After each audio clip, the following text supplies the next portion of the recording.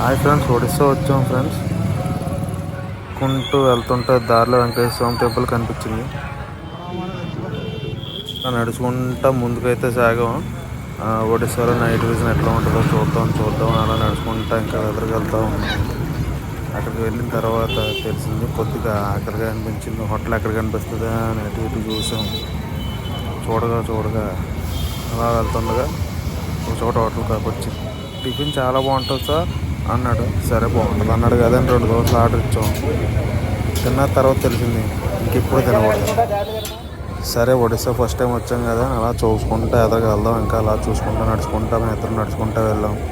నడుచుకుంటూ వెళ్తే జనాలు అందరికి ఇక్కడ తెలుగు వచ్చు కానీ ఒక్కడు కూడా తెలుగులో మాట్లాడటం, అందరూ ఒడియాలోనే మాట్లాడతారు. తెలుగు అంటే ఇక్కడ అంత చులకన అన్నమాట. ఆ హోటల్ దగ్గర నడుచుకుంటూ అలా వెళ్ళబోతుకి అక్కడ కాళీమాత టెంపుల్ ఉంది. అక్కడ ఏదో ఫంక్షన్, అక్కడ ఏదో పండుగ జరుగుతుందంట. సరే పండుగ జరుగుతుంది కదా చూద్దాం అలా ఎదురుకి వెళ్ళాం. చూస్తే అక్కడ కాళీమాత టెంపుల్ చాలా బాగుంది. చూసిన వాళ్ళకి అక్కడ చాలా మంచి జరుగుతుందంట. మేము సరే వచ్చాం కదా మేము దర్శించుకోవడానికి వెళ్ళాం. చూడండి ఫ్రెండ్స్ ఎట్లా ఉందో కాళీమాత టెంపుల్.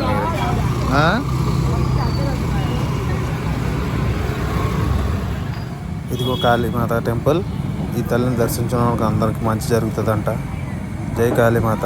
నాకు కూడా మంచి జరగాలి. అలా ఎక్కడికెళ్ళగానే డీజే సౌండ్లు, పెద్ద ఆర్కెస్ట్రాలు చూశారు కదా ఫ్రెండ్స్. ఒడిస్సా యాత్ర. ప్లీజ్ సబ్స్క్రైబ్ టు వల్ప్రోల్ కుర్రోడు.